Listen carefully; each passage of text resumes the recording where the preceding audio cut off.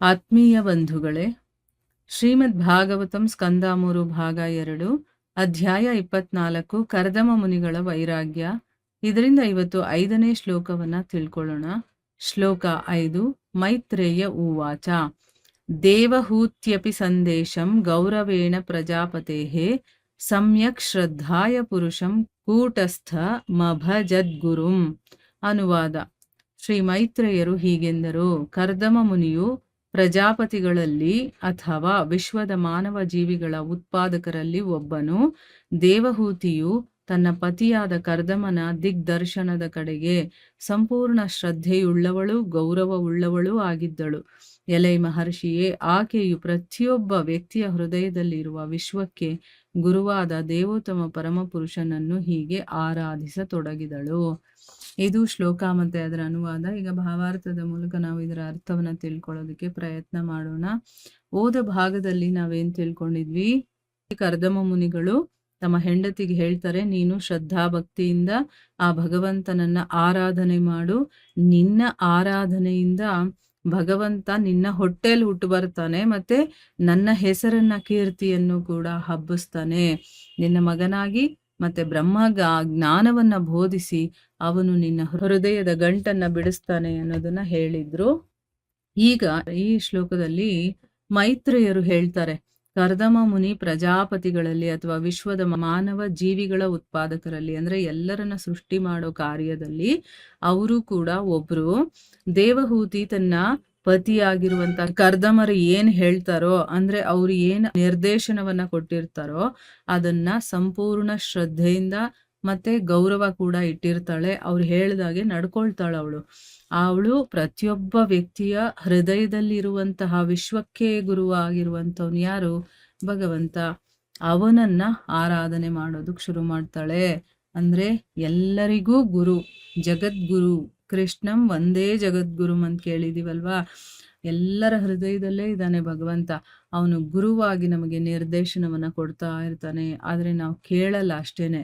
ನಮಗೆ ಒಳ್ಳೇದನ್ನೇ ಹೇಳ್ಕೊಡ್ತಿರ್ತಾನೆ, ಆದ್ರೆ ನಾವು ಅದನ್ನು ಕೇಳಿಸ್ಕೊಳ್ಳೋದಿಲ್ಲ. ಸೊ ಅವಳು ಆ ಗುರುವಾದ ಭಗವಂತನನ್ನ ಈ ರೀತಿ ಆರಾಧನೆ ಮಾಡೋದಕ್ಕೆ ಶುರು ಮಾಡ್ತಾಳೆ ಅಂತಂದ್ಬಿಟ್ಟು ಈ ಶ್ಲೋಕದಲ್ಲಿ ಹೇಳ್ತಾ ಇದ್ದಾರೆ. ಈಗ ಭಾವಾರ್ಥದಲ್ಲಿ ಗುರುಗಳು ಇದರ ಬಗ್ಗೆ ಏನು ಹೇಳಿದ್ದಾರೆ ಅಂತ ತಿಳ್ಕೊಳ್ಳೋಣ. ಇದು ಆಧ್ಯಾತ್ಮಿಕ ಸಾಕ್ಷಾತ್ಕಾರದ ಪ್ರಕ್ರಿಯೆಯಾಗಿದೆ. ವ್ಯಕ್ತಿಯು ಸದ್ಗುರುವಿನಿಂದ ಉಪದೇಶವನ್ನು ಪಡೆಯಬೇಕು. ಕರ್ದಮ ಮುನಿಯು ದೇವಹೂತಿಯ ಪತಿಯಾಗಿದ್ದನು, ಆದರೆ ಆಧ್ಯಾತ್ಮಿಕ ಸಿದ್ಧಿಯನ್ನು ಹೇಗೆ ಗಳಿಸಬಹುದೆಂಬುದನ್ನು ಉಪದೇಶಿಸುವುದರಿಂದ ಅವನು ಸಹಜವಾಗಿ ಆಕೆಯ ಗುರುವೂ ಆದನು.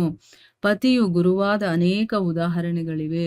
ಶಿವನು ತನ್ನ ಪತ್ನಿಯಾದ ಪಾರ್ವತಿಗೆ ಗುರುವೂ ಆಗಿದ್ದಾನೆ. ಓರ್ವ ಪತಿಯು ತನ್ನ ಪತ್ನಿಗೆ ಕೃಷ್ಣ ಪ್ರಜ್ಞೆಯಲ್ಲಿ ಮುಂದುವರಿಯುವ ಜ್ಞಾನ ಪ್ರಕಾಶವನ್ನು ನೀಡಬಲ್ಲ ಗುರುವಾಗುವಷ್ಟರ ಮಟ್ಟಿಗೂ ಜ್ಞಾನೋದಯ ಹೊಂದಿರಬೇಕು. ಸಾಮಾನ್ಯವಾಗಿ ಸ್ತ್ರೀಯು ಪುರುಷನಿಗಿಂತ ಕಡಿಮೆ ಬುದ್ಧಿಯವಳಾಗಿರುತ್ತಾಳೆ. ಆದುದರಿಂದ ಪತಿಯು ಸಾಕಷ್ಟು ಬುದ್ಧಿಶಾಲಿಯಾಗಿದ್ದರೆ ಆ ಸ್ತ್ರೀಗೆ ಆಧ್ಯಾತ್ಮಿಕ ಜ್ಞಾನ ಬೋಧನೆಯನ್ನು ಪಡೆಯಲು ಶ್ರೇಷ್ಠವಾದ ಅವಕಾಶ ದೊರೆಯುವುದು. ನೋಡಿ, ಇಲ್ಲೇನ್ ಹೇಳ್ತಾ ಇದ್ದಾರೆ? ಆಧ್ಯಾತ್ಮಿಕ ಸಾಕ್ಷಾತ್ಕಾರದ ಪ್ರಕ್ರಿಯೆ ಇದು ಅಂತ ಹೇಳ್ತಾ ಇದ್ದಾರೆ. ಯಾವುದು? ಒಬ್ಬ ವ್ಯಕ್ತಿ ಸದ್ಗುರುವಿನಿಂದ ಉಪದೇಶವನ್ನ ಪಡ್ಕೋಬೇಕು. ಇಲ್ಲಿ ಕರ್ದಮ ಮುನಿಗಳು ದೇವಹೂತಿಗೆ ಪತಿಯಾಗಿದ್ರು, ಆದ್ರೆ ಆಧ್ಯಾತ್ಮಿಕ ಸಿದ್ಧಿಯನ್ನ ಹೇಗೆ ಪಡ್ಕೋಬೇಕು ಅನ್ನೋದ್ರ ಬಗ್ಗೆ ಅವಳಿಗೆ ಉಪದೇಶವನ್ನು ಕೊಟ್ಟಿದ್ರಿಂದ ಅವರು ಅವಳ ಗುರು ಕೂಡ ಆಗ್ತಾರೆ ಅಂತ ಅಂದ್ಬಿಟ್ಟು. ಈಗ ತಮ್ಮ ಪತಿನೇ ತಮಗೆ ಗುರುವಾಗಿರುವಂತ ಅನೇಕ ಉದಾಹರಣೆಗಳಿದೆ. ಶಿವ ಕೂಡ ಪಾರ್ವತಿಗೆ ಗುರುವಾಗಿದ್ದ. ಅವಳು ಕೇಳಿದಂತ ಪ್ರಶ್ನೆಗಳು ಎಲ್ಲದಕ್ಕೂ ಅವನು ಉತ್ತರ ಕೊಟ್ಟು ಆಧ್ಯಾತ್ಮಿಕದಲ್ಲಿ ಅವಳಿಗೆ ಸಹಾಯ ಮಾಡ್ತಾನೆ. ಅದೇ ರೀತಿ ಇಲ್ಲಿ ಗುರುಗಳು ಏನ್ ಹೇಳ್ತಾ ಇದ್ದಾರೆ ಅಂತಂದ್ರೆ, ಒಬ್ಬ ಪತಿ ಹೇಗಿರ್ಬೇಕು ಅಂತಂದ್ರೆ ತನ್ನ ಹೆಂಡತಿಗೆ ಭಗವಂತನ ಬಗ್ಗೆ ಹೇಳ್ಕೊಡೋ ತರ ಇರಬೇಕು. ಅವಳು ಅವನ ಸೇವೆಯಲ್ಲಿ ತೊಡಗೋದಕ್ಕೆ, ಸಾಧನೆ ಮಾಡೋದಕ್ಕೆ ದಾರಿಯನ್ನ ಹೇಳ್ಕೊಡುವಷ್ಟ ಮಟ್ಟಿಗಾದ್ರೂ ಅವನು ಜ್ಞಾನವನ್ನ ಪಡೆದಿರ್ಬೇಕು. ಈಗ ಶಾಸ್ತ್ರಗಳ ಪ್ರಕಾರ ಹೇಳೋದೇನು ಅಂತಂದ್ರೆ, ಸಾಮಾನ್ಯವಾಗಿ ಸ್ತ್ರೀ ಅನ್ನೋಳು ಪುರುಷನಿಗಿಂತ ಬುದ್ಧಿಯಲ್ಲಿ ಕಡಿಮೆ ಇರ್ತಾಳೆ ಅಂತ ಅಂದ್ಬಿಟ್ಟು, ಪತಿ ಹೇಗಿರ್ಬೇಕು ಅಂದ್ರೆ ಅವನು ಬುದ್ಧಿವಂತನಾಗಿರ್ಬೇಕು, ಮತ್ತೆ ಆಧ್ಯಾತ್ಮಿಕದಲ್ಲಿ ಅವನು ಮುಂದುವರೆದಿರ್ಬೇಕು. ಅವನು ತಿಳುವಳಿಕೆಯನ್ನ ತಿಳ್ಕೊಂಡಿರ್ಬೇಕು. ಆಗ ಅವನೇನ್ ಮಾಡ್ತಾನೆ? ತನ್ನ ಹೆಂಡತಿಗೆ ಅವನು ಆಧ್ಯಾತ್ಮಿಕದ ಬಗ್ಗೆ ಅದರ ಜ್ಞಾನ ತಿಳುವಳಿಕೆ ಏನಿದೆಯೋ ಅದ್ರ ಬಗ್ಗೆ ಅವಳಿಗೆ ಹೇಳ್ಕೊಡುವಷ್ಟು ಸಮರ್ಥನಾಗಿದ್ರೆ ಅದರಿಂದ ಅವಳು ತಿಳ್ಕೊಂಡು ಅವಳು ಮಾಡ್ತಾಳೆ. ಹಿಂದಿನ ಕಾಲದಲ್ಲಿ ನಾವೆಲ್ಲ ನೋಡ್ತೀವಿ, ಸತ್ಯಯುಗ ಆಗಿರ್ಬೋದು, ಬೇರೆ ಯುಗಗಳಲ್ಲಿ ಗಂಡಂದ್ರು ಅವರು ವೇದ ಪಾರಾಯಣ ಮತ್ತೆ ಭಗವಂತನ ವಿಚಾರಗಳು, ಧಾರ್ಮಿಕ ಗ್ರಂಥಗಳು ಇದನ್ನೆಲ್ಲ ಓದಿ ತಿಳುವಳಿಕೆ ಇರುವಂಥವ್ರಾಗಿರ್ತಾರೆ. ಅವರು ತಮ್ಮ ಹೆಂಡತಿಗೆ ಹೇಳ್ಕೊಡ್ತಾ ಇದ್ರು, ಈ ರೀತಿ ಮಾಡಬೇಕು, ಪೂಜೆ ಪುನಸ್ಕಾರ ಅವ್ರು ಮಾಡುವಂಥ ಕಾರ್ಯಗಳಲ್ಲಿ ಇವರನ್ನು ತೊಡಗಿಸ್ಕೊಂಡು ಅದ್ರ ಬಗ್ಗೆ ತಿಳುವಳಿಕೆಯನ್ನ ಕೊಟ್ಟು ಅವರು ಗುರುವಿನ ಸ್ಥಾನದಲ್ಲಿ, ಭಗವಂತನ ಸ್ಥಾನದಲ್ಲೇ ಇರ್ತಾ ಇದ್ರು. ಅವನನ್ನೇ ಸರ್ವಸ್ವ ಅಂತ ತಿಳ್ಕೊಂಡು ಅವ್ರಿಗೆ ಸಮರ್ಪಣೆಯಾಗಿ ಹೆಂಗಸರು ಇರ್ತಾ ಇದ್ರು. ಅದರಿಂದ ಅವರು ಬರೀ ಅವ್ರನ್ನ ನೋಡ್ಕೊಂಡು ಅವ್ರ ಸೇವೆ ಮಾಡೋದ್ರಿಂದಾನೇ ಅವ್ರಿಗೆ ಆತ್ಮ ಸಾಕ್ಷಾತ್ಕಾರ ಆಗ್ಬಿಡ್ತಾ ಇತ್ತು. ಅಂದ್ರೆ ಇಲ್ಲಿ ಪತಿ ಕೂಡ ಅಷ್ಟು ಯೋಗ್ಯನಾಗಿರಬೇಕು, ಅಷ್ಟು ತಿಳುವಳಿಕೆ ಇರೋನಾಗಿರ್ಬೇಕು, ಅವನು ಕೂಡ ಆಧ್ಯಾತ್ಮಿಕ ಸಾಧನೆಯಲ್ಲಿ ಆಗಿರ್ಬೇಕು.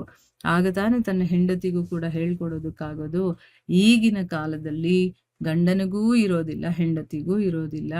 ಇಲ್ಲಿ ಇದು ಅನ್ವಯ ಆಗೋದಿಲ್ಲ. ಯಾವಾಗ ಅವನು ತನ್ನನ್ನ ತಾನು ಭಗವಂತನ ಸೇವೆಯಲ್ಲಿ ತೊಡಗಿಸ್ಕೊಂಡಿರ್ತಾನೋ ಆಗ ತನ್ನ ಹೆಂಡತಿಯನ್ನು ಅದರಲ್ಲಿ ತೊಡಗಿಸ್ಕೊಳ್ಳೋದಕ್ಕೆ ಏನು ಮಾಡಬೇಕು ಅಂತ ಹೇಳ್ಕೊಡುವಷ್ಟು ಅವನಿಗೆ ಜ್ಞಾನ ಇರತ್ತೆ ಅಲ್ವಾ. ಅದನ್ನ ಇಲ್ಲಿ ಹೇಳ್ತಾ ಇದ್ದಾರೆ.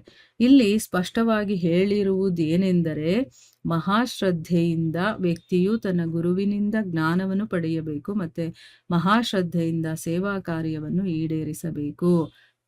ಶ್ರೀಲ ವಿಶ್ವನಾಥ ಚಕ್ರವರ್ತಿ ಠಾಕೂರರು ತಮ್ಮ ಭಗವದ್ಗೀತೆಯ ವ್ಯಾಖ್ಯಾನದಲ್ಲಿ ಗುರೂಪದೇಶವನ್ನು ವಿಶೇಷ ಮಹತ್ವವಿತ್ತು ತಿಳಿಸಿರುತ್ತಾರೆ.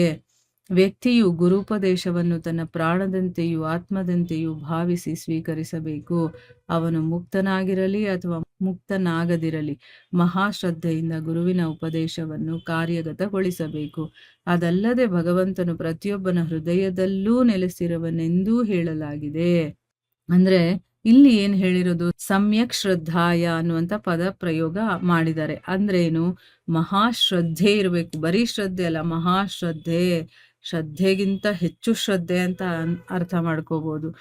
ಆ ರೀತಿ ಇದ್ದು ಅಂದ್ರೆ ತನ್ನ ಗುರುವಿನಲ್ಲಿ ಅಷ್ಟೊಂದು ಶ್ರದ್ಧೆ ಇಟ್ಟು ಆ ಗುರುವಿನಿಂದ ಜ್ಞಾನವನ್ನ ಪಡಿಬೇಕು. ಮತ್ತೆ ಅವ್ರು ಹೇಳಿರೋದು ಏನಿದೆಯೋ ಅದನ್ನೆಲ್ಲ ಮಾಡ್ತಾ ಅವರ ಸೇವೆಯನ್ನ ಮಾಡಬೇಕು. ಅದೆಲ್ಲವೂ ಕೂಡ ಮಹಾಶ್ರದ್ಧೆಯಿಂದ ಮಾಡಬೇಕು.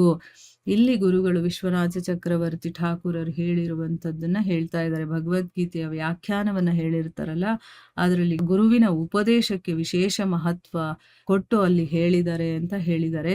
ಒಬ್ಬ ವ್ಯಕ್ತಿಗೆ ಗುರು ಉಪದೇಶ ಹೇಗಿರ್ಬೇಕು ಅಂತಂದ್ರೆ ತನ್ನ ಪ್ರಾಣದ ಹಾಗೆ, ಆತ್ಮದ ಹಾಗೆ ಅಂತ ಭಾವಿಸ್ಕೊಂಡು ಸ್ವೀಕಾರ ಮಾಡಬೇಕು. ಈಗ ನೋಡಿ, ನಮ್ಮ ಪ್ರಾಣ ಅಂತಂದ್ರೆ ನಮ್ಗೆ ಎಷ್ಟಿಷ್ಟ ಇರುತ್ತೆ, ಏನಾದ್ರೂ ಒಂದ್ ಸ್ವಲ್ಪ ಆದ್ರೂ ಎಷ್ಟು ಹೆದರ್ಕೊಂಡು ಅದನ್ನ ಕಾಪಾಡ್ಕೊಳ್ಳೋದಕ್ಕೆ ಪ್ರಯತ್ನ ಮಾಡ್ತೀವಲ್ವಾ. ಅದೇ ರೀತಿ ಗುರುವಿನ ಉಪದೇಶ ಅಷ್ಟು ಇಂಪಾರ್ಟೆಂಟ್ ಆಗಿ ನಾವು ತಗೊಳ್ಬೇಕು ಅಂತ. ಈಗ ಅವನು ಮುಕ್ತನೇ ಆಗಿರ್ಲಿ, ಮುಕ್ತನಾಗದೇ ಇರ್ಲಿ, ಮಹಾಶ್ರದ್ಧೆ ಇಟ್ಕೊಂಡು ಗುರುವಿನ ಉಪದೇಶ ಏನಿದೆಯೋ ಅವ್ರು ಏನ್ ಹೇಳ್ತಾರೋ ಆ ರೀತಿ ಅವ್ರು ನಡ್ಕೋಬೇಕು. ಅಷ್ಟೇ ಅಲ್ಲದೆ ಭಗವಂತ ಪ್ರತಿಯೊಬ್ಬರ ಹೃದಯದಲ್ಲೂ ಕೂಡ ಇದ್ದಾನೆ ಅನ್ನೋದು ನಮಗ್ ಗೊತ್ತಿದೆ ಅಲ್ವಾ. ನಾವ್ ಇದನ್ನ ಕೇಳ್ತಾನೆ ಇರ್ತೀವಿ, ಭಗವಂತ ಎಲ್ಲರ ಹೃದಯದಲ್ಲಿ ಇದ್ದಾನೆ ಇದ್ದಾನೆ ಅಂತ. ಆದ್ರೂ ಕೂಡ ನಾವು ಹೊರಗಡೆ ಎಲ್ಲೋ ಹುಡ್ಕೊಂಡು ಹೋಗ್ತಾ ಇರ್ತೀವಿ ಅಲ್ವಾ. ಭಗವಂತನನ್ನ ಹೊರಗಡೆ ಹುಡುಕಬೇಕಾಗಿಲ್ಲ, ಅವನು ಮೊದಲೇ ಅಲ್ಲಿದ್ದಾನೆ. ನಿಜವಾದ ಗುರುವಿನ ಉಪದೇಶದಂತೆ ಒಳ್ಳೆಯ ಶ್ರದ್ಧೆಯಿಂದ ತನ್ನ ಆರಾಧನೆಯಲ್ಲಿ ಕೇಂದ್ರೀಕೃತನಾದ ಮಾತ್ರಕ್ಕೆ ಅಂತವನ ಪ್ರಯತ್ನಗಳು ಸಫಲವಾಗುವುವು. ಅಂದ್ರೆ ಅರ್ಥ ಏನು, ನಮ್ಮ ಒಳಗಡೆನೆ ಭಗವಂತ ಇದ್ದಾನೆ, ಎಲ್ಲೂ ಹೊರಗಡೆ ಹುಡುಕ್ಬೇಕಾಗಿಲ್ಲ.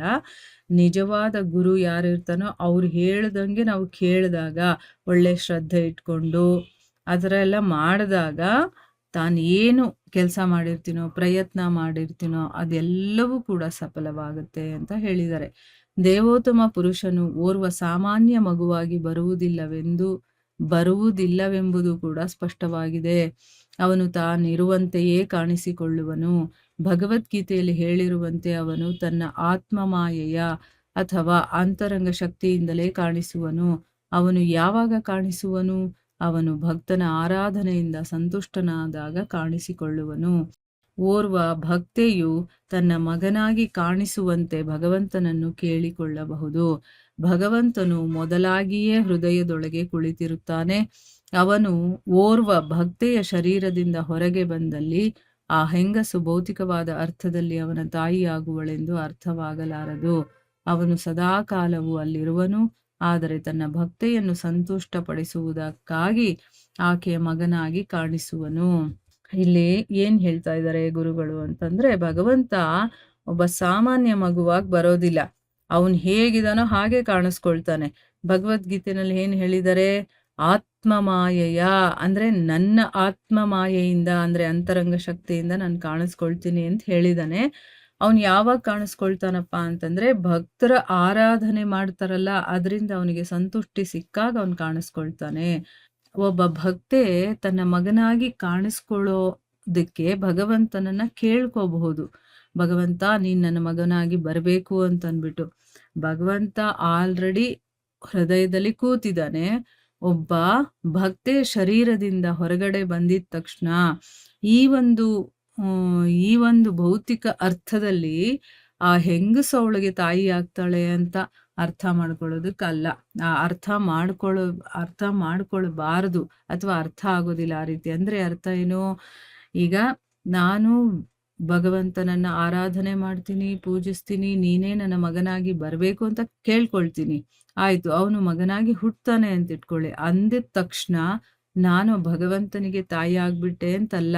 ಆ ಒಂದು ಸ್ಥಾನವನ್ನ ಭಗವಂತ ಕರುಣಿಸಿರ್ತಾನಷ್ಟೇನೆ. ಅವನ್ ಸದಾ ನಮ್ಮ ಒಳಗಡೆನೇ ಇರ್ತಾನೆ. ಆದ್ರೆ ಆ ಭಕ್ತಿಯಿಂದ ನಾವು ಕರೆದಾಗ ಸಂತುಷ್ಟಿ ಪಡಿಸೋದಕ್ಕೆ, ನಮ್ಮನ್ನ ತೃಪ್ತಿ ಪಡಿಸೋದಕ್ಕೋಸ್ಕರ ಮಗನಾಗಿ ಕಾಣಿಸ್ಕೊಳ್ತಾನೆ. ನೋಡಿ, ಭಗವಂತ ಎಷ್ಟು ಕರುಣಾಮಯಿ ಅಂದ್ರೆ, ಆದ್ರೆ ಅಷ್ಟು ಯೋಗ್ಯತೆಯನ್ನ, ಅಷ್ಟು ಸಾಮರ್ಥ್ಯವನ್ನ ನಾವು ಕೂಡ ಗಳಿಸ್ಬೇಕಾಗತ್ತೆ. ಭಗವಂತ ಒಬ್ಬರ ಮನೇಲಿ ಹುಡ್ತಾನೆ ಅಂದಿದ ತಕ್ಷಣ ಆ ಮನೆ ಮತ್ತೆ ಆ ಭಗವಂತನನ್ನ ಪಡೆಯುವಂತ ತಂದೆ ತಾಯಿಯ ಸ್ಥಾನದಲ್ಲಿ ಇರುವಂಥವ್ರು ಅಷ್ಟು ಪವಿತ್ರರಾಗಿರ್ಬೇಕು. ಅಲ್ಲಿ ತನಕ ಭಗವಂತ ಬರೋದಿಲ್ಲ. ಪವಿತ್ರರಾದ ಮೇಲೇನೆ ಭಗವಂತ ಅವರ ಮಗನಾಗಿ ಕಾಣಿಸ್ಕೊಳ್ಳೋದು. ಈಗ ದೇವಹೂತಿ ಏನೆಲ್ಲಾ ಸಾಧನೆ ಮಾಡಿದ್ಲು, ತನ್ನ ಗಂಡನ ಸೇವೆ ಹೇಗೆ ಮಾಡಿದ್ಲು ಅದನ್ನೆಲ್ಲ ನೋಡಿದೀವಲ್ವಾ. ಅಷ್ಟೆಲ್ಲಾ ಮಾಡಿ, ಎಷ್ಟೋ ವರ್ಷಗಳ ತನಕ ಮಾಡಿ, ಆಮೇಲೂ ಕೂಡ ಇಲ್ಲಿ ಕರ್ದಮ ಮುನಿಗಳು ಏನ್ ಹೇಳ್ತಾ ಇದ್ದಾರೆ? ನೀನಿನ್ನೂ ವ್ರತ ಆಚರಣೆಗಳನ್ನ ಮಾಡು, ಇಂದ್ರಿಯಗಳನ್ನ ನಿಗ್ರಹಣೆ ಮಾಡು, ಭಗವಂತನಿಗೆ ಸಮರ್ಪಣೆ ಮಾಡಿಕೊಂಡು ನೀನು ಅವನ ಸೇವೆ ಮಾಡು ಅಂತೆಲ್ಲ ಹೇಳ್ತಾ ಇದ್ದಾರೆ. ಆಮೇಲೆ ನಿನ್ನ ಮಗನಾಗಿ ಅವನು ಬಂದು ನಿನಗೆ ಉಪದೇಶವನ್ನ ಕೊಟ್ಟು ನಿನ್ನ ಹೃದಯ ಗ್ರಂಥಿಯನ್ನು ಕೂಡ ಬಿಡಿಸ್ತಾನೆ ಅಂತನ್ಬಿಟ್ಟು. ಸುಮ್ಮನೆ ಹೇಳದಷ್ಟು ಸುಲಭ ಅಲ್ಲ. ಅದಕ್ಕೆ ಸಾಧನೆ, ಶ್ರದ್ಧೆ, ವಿಶ್ವಾಸ, ನಂಬಿಕೆ ಇದೆಲ್ಲ ಇರಬೇಕು. ಆಗ್ಲೇ ಆ ಕೆಲಸ ಪೂರ್ತಿ ಆಗೋದು. ಇಲ್ಲಿಗೆ ನಾವು ನಿಲ್ಸೋಣ. ಹರೇ ಕೃಷ್ಣ.